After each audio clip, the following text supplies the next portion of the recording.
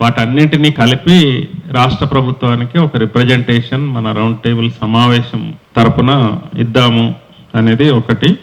తర్వాత ఈ వ్యవసాయ బడ్జెట్ మీద మొత్తం రాష్ట్ర వ్యాప్తంగానే జిల్లా కేంద్రాలు, మండల కేంద్రాలు అన్నింటిలో కూడా రౌండ్ టేబుల్ సమావేశాలు నిర్వహించి రైతాంగానికి వివరించేటువంటి ప్రయత్నం కూడా చేద్దాం. అయితే దీంట్లో కొన్ని పాజిటివ్ అంశాలు కూడా ఉన్నాయి ఈ బడ్జెట్ కి సంబంధించినటువంటి దాంట్లో. లాస్ట్ ఇయర్ బడ్జెట్ లో యాంత్రీకరణకు 100 కోట్లు కేటాయించారు. ఈసారి 344 కోట్లు కేటాయించారు. అంటే 244 కోట్లు యాంత్రీకరణకు పెంచారు. గతంలో తెలంగాణ వచ్చినటువంటి కొత్తలో యాంత్రీకరణకు డబ్బులు ఎక్కువ కేటాయించేవారు. ట్రాక్టర్లు, తర్వాత హార్వెస్టర్స్ ఇట్లాంటివన్నీ ఎక్కువ సబ్సిడీ మీద ఇచ్చారు. దాదాపు 50%, 70-80% సబ్సిడీ మీద ఇచ్చినవి. అవి ఈ కాలంలో తగ్గించిండ్రు. పోయినసారి 100 కోట్లు ఉంటే ఈసారి 344 కోట్లు కేటాయించారు. అదొక పాజిటివ్ అంశం. తర్వాత గిరిజన రైతులకు 100% సబ్సిడీ మీద సోలార్ పంపు సెట్లు 2,01,000 కుటుంబాలకు 100% సబ్సిడీతోన సోలార్ పంపు సెట్లు ఇవ్వడానికి బడ్జెట్ లో ప్రతిపాదన చేశారు. అది ఒక సానుకూలమైనటువంటిది, దాన్ని మనం ఆహ్వానించాల్సినటువంటి అంశం. తర్వాత బోనస్ కు సంబంధించి ఇచ్చిన హామీ ఏమో ఎన్నికల మేనిఫెస్టోలో పెట్టిన హామీ చాలా 6 పంటలకు బోనస్ ఇస్తామన్నారు. గత సంవత్సరంతో పోలిస్తే బోనస్ కు డబ్బులు పెంచారు. ఇప్పుడు 3,500 కోట్లు బోనస్, పంటల బోనస్ కోసం పెట్టారు. అంటే ఇప్పుడు సన్న వడ్లకు ఇచ్చేటువంటిది కాకుండా అదనంగా కొన్ని పంటలకు ఇవ్వాలని, అంటే పప్పు ధాన్యాలు, నూనె దినుసులు ఇట్లాంటి వాటికి కూడా ఇవ్వాలని వాళ్ళ ఎన్నికల మేనిఫెస్టోలో పెట్టిన దాంట్లోనేమో వరి, మొక్కజొన్న, కందులు, సోయా, పత్తి, జొన్నలు ఈ 6 పంటలకు బోనస్ ఇవ్వాలని ఎన్నికల మేనిఫెస్టోలో పెట్టిన దాంట్లో ఇప్పుడు కొంత పెంచారు. అంటే పాజిటివ్ ఏంటంటే గత బడ్జెట్తో పోల్చినప్పుడు బోనస్ పెంచడం అనేటువంటిది మనం ఆహ్వానించాలి. ఈ 6 పంటలకు వాళ్ళ ఎన్నికల మేనిఫెస్టోలో పెట్టినట్లు ఇవ్వాలనేటువంటిది మన డిమాండ్. ఇవి కాకుండా మద్దతు ధర నిర్ణయిస్తామన్నారు. ఏది? మిర్చి, పసుపు, చెరుకు, ఎర్రజొన్న ఈ 4 పంటలకు మద్దతు ధర నిర్ణయిస్తే దానికంటే తక్కువ వస్తే వీళ్ళు ఇస్తామన్నారు. దానికి కూడా అది కూడా దానికి సంబంధించినటువంటి ప్రస్తావన దీంట్లో లేదు. తర్వాత ఇంకొక అంశం ఏంటంటే రైతు భరోసాకు సంబంధించి ఇప్పుడు ఇచ్చిన హామీ ఏమో 7,500, పంటకు ఎకరానికి 7,500, సంవత్సరానికి 15,000 రూపాయలు ఎకరానికి ఇవ్వాలి. కానీ ఇప్పుడు 2 పంటలకు మధ్యలో ఎగ్గొట్టింది. రైతు బంధు ఉన్నటువంటి దాన్ని ఒక పంటను ఎగ్గొట్టారు. తర్వాత ఇప్పుడు 6,000కు పెంచి లాస్ట్ ఇయర్ ఇచ్చారు. ఇచ్చింది ఒక పంటకి ఇచ్చారు, ఇప్పుడు మళ్ళీ ఒక పంటకు స్టార్ట్ చేశారు. ఒక ఎకరం వరకు వేసారు, మిగిలింది 20 రోజులలో వేస్తామని. ఇప్పుడు కేటాయించిన దాన్ని చూస్తే మాత్రం 6,000 వరకు అందరికీ ఇస్తామనేటువంటి అంశాన్ని పెట్టారు. అంటే మనం అడుగుతుందేమో 7,500 మీరు ఎన్నికల మేనిఫెస్టోలో పెట్టినట్లు ఇవ్వమని అడుగుతున్నాం. అయితే కేటాయింపులు మాత్రం 2 పంటలకు సరిపడినంత కేటాయింపులు అయితే చేశారు. అంటే 9,000 కోట్లు పంటకు చొప్పున కేటాయింపులు చేశారు. అయితే ఓవరాల్గా చూసినప్పుడు ఏంటంటే 3,24,000 కోట్ల బడ్జెట్లో వ్యవసాయం నుంచేమో ఆదాయం ఎక్కువ వస్తుందని ఎకనామిక్ సర్వేలో చెప్పారు. ఏది 1,00,000 కోట్ల పైన వ్యవసాయ రంగం నుంచి ఈ రాష్ట్రంలో ఆదాయం వస్తుంది. కేటాయింపులు చూస్తే వ్యవసాయం మీద ఆధారపడుతున్నటువంటి వాళ్ళు ఈ రోజుకి 50% మందికి పైగా తెలంగాణలో ఉన్నారు. ఇక్కడ 7.15% మాత్రమే కేటాయించారు. అంటే మొత్తం వ్యవసాయానికి కేటాయించిన బడ్జెట్లో ఇది పర్సెంటేజ్కి సంబంధించి సంఖ్య చాలా ఉన్నారు.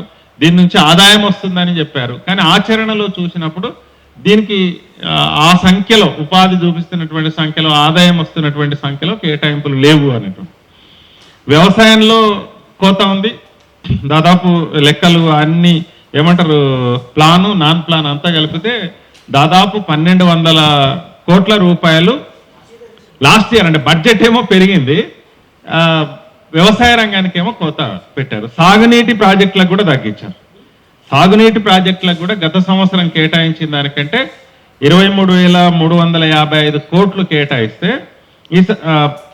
పోయినసారి, ఈసారి 22,615 కోట్లు కేటాయించారు.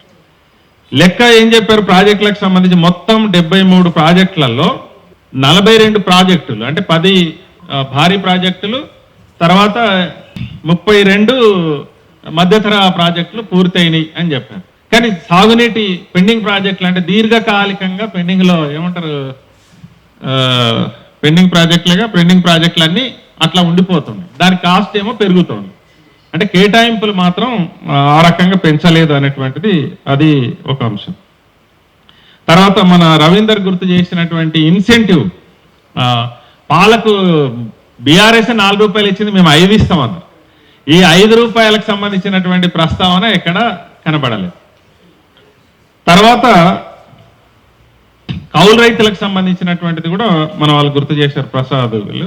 కౌలు రైతులకు సంబంధించినటువంటి దాంట్లో ఈ రాష్ట్రంలో సాగవుతున్నటువంటి వ్యవసాయంలో 30% వ్యవసాయము వీళ్ళ ద్వారా అవుతుంది. 20 లక్షల మందికి పైగా కౌలు రైతులు ఈ రాష్ట్రంలో ఉన్నారు. చట్టం ఉంది, మనం 2011లో వచ్చినటువంటి చట్టాన్ని మనం అడాప్ట్ చేస్తున్నాము. ఎన్నికల మేనిఫెస్టోలో ఆ రోజు పిసిసి ప్రెసిడెంట్గా ఉన్నటువంటి రేవంత్ రెడ్డి గారు లేఖ రాసిండు బహిరంగంగా, మేము కౌలు రైతులను పట్టించుకుంటాం, కేసీఆర్ పట్టించుకోవట్లేదు. ఎన్నికల మేనిఫెస్టోలో పెట్టారు ఈ 15,000 రూపాయలు మేము కౌలు రైతులకు ఇస్తామన్నటువంటి. ఈ రాష్ట్రంలో జరుగుతున్నటువంటి ఆత్మహత్యలలో సగానికి పైగా కౌలు రైతులు. మరి దీన్ని ఆపాలనంటే ఖచ్చితంగా వీళ్ళకి సంబంధించినటువంటి ఆ రకమైనటువంటి ఏదైతే మీరు ఎన్నికల మేనిఫెస్టోలో హామీ ఇచ్చారో హామీని అమలు చేసేటువంటిది మాత్రం ఈ బడ్జెట్లో ఎక్కడ లేదు. వ్యవసాయ కూలీలకు కూడా అంతే, 12,000 రూపాయలు ఇస్తామన్నారు. ఆ 12,000 కూడా ఇప్పుడు కనీసం ఆ పథకం కింద అయినా కౌలు రైతులకు ఇవ్వచ్చు, అది కూడా ఇచ్చేటువంటి ప్రయత్నం లాస్ట్ బడ్జెట్లో 50 కోట్లు కేటాయించారు. ఇప్పుడు దానికి సంబంధించినటువంటి పెంపుదల ఏమీ కనబడతలేదు. తర్వాత మన జంగారెడ్డి గారు గుర్తు చేసినటువంటి విత్తనాలకు సంబంధించి, విత్తనాలు బ్రహ్మాండంగా పండిస్తున్నాం, కానీ మన దగ్గర విత్తనాల సబ్సిడీ ఉండేది. ఆ విత్తనాల సబ్సిడీకి సంబంధించినటువంటి ప్రస్తావన కూడా ఈ బడ్జెట్లో ఎక్కడా కనబడతలేదు. కాబట్టి దాన్ని కొనసాగించాలనేటువంటిది మన విజ్ఞప్తి. ఇంకొక పాజిటివ్ అంశం దీంట్లో ఏంటంటే పంటల బీమా అనేటువంటిది గత ప్రభుత్వం బీఆర్ఎస్ ప్రభుత్వం తీసేసింది. వీళ్ళు లాస్ట్ ఇయర్ బడ్జెట్లో కూడా డబ్బులు కేటాయించారు. ఈసారి 1886 కోట్ల రూపాయలు పంటల బీమాకు కేటాయించారు. అంటే ప్రధానమంత్రి ఫసల్ బీమా యోజనలో చేరడం కానీ లేదా ప్రత్యేకంగా మన దగ్గర పంటల బీమా పెట్టడం కానీ ఇది ఒక ప్రత్యేకమైనటువంటి ఒక పాజిటివ్గానే ఉంది. దీన్ని కూడా మనం ఆహ్వానించాల్సినటువంటి అంశాలని, పాజిటివ్గా ఉన్నటువంటి అంశాలని ఖచ్చితంగా మనం ఆహ్వానించాలి. అది పంటల బీమా వల్ల చాలా తీవ్రమైనటువంటి నష్టానికి గురవుతున్నారు. అది అమలు చేయాలనేటువంటిది మనం విజ్ఞప్తి చేస్తున్నాం.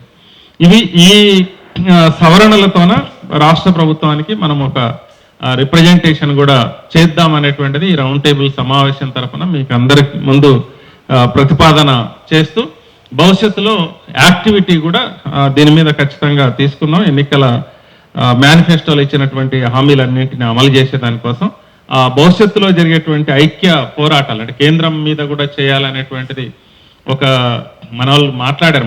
ఇప్పుడు కేంద్రం మీద కూడా ఇప్పటికే సంయుక్త కిసాన్ మోర్చా చెప్పింది. యాక్చువల్గా రాష్ట్ర ప్రభుత్వం కూడా ఆ పోరాటంలో రావాలి. ఏంది రాష్ట్రాల నుంచి వెళ్తున్నటువంటి డబ్బులలో 2% వస్తున్నాయని చెప్తున్నారు. వాస్తవంగా 33% మించి ఇక్కడ నుంచి వెళ్ళినటువంటి డబ్బులలో తిరిగి రాష్ట్రానికి రావడం, దాని మీద కొట్లాడాలి. అంటే మనం ఇప్పుడు సంయుక్త కిసాన్ మోర్చా, ప్రజా సంఘాలు, లెఫ్ట్ పార్టీలు డిమాండ్ చేస్తుంది. కానీ ఇక్కడ ఉండేటువంటి రాష్ట్ర ప్రభుత్వం మన డబ్బుల్ని తీసుకెళ్లి కేంద్రం పెత్తనం చేస్తుంటే దాని మీద కొట్లాడాల్సినటువంటి బాధ్యత కూడా ఈ రాష్ట్ర ప్రభుత్వం మీద కూడా ఉంది. ఆ రకమైనటువంటి అంశాన్ని కూడా ఈ రాష్ట్ర ప్రభుత్వం దృష్టికి తీసుకెళ్దామని చెప్పి మీకు అందరికీ కోరుతూ ఈ రౌండ్ టేబుల్ సమావేశానికి వచ్చి విలువైనటువంటి సూచనలు, సలహాలు చేసినటువంటి అందరికీ ప్రత్యేకమైనటువంటి ధన్యవాదాలు. ముఖ్యంగా రంగన్న ఇతర మీటింగ్ కు వెళ్లాల్సి ఉండే జిల్లాకు, అయినా కానీ దీనికోసం ఉన్నారు.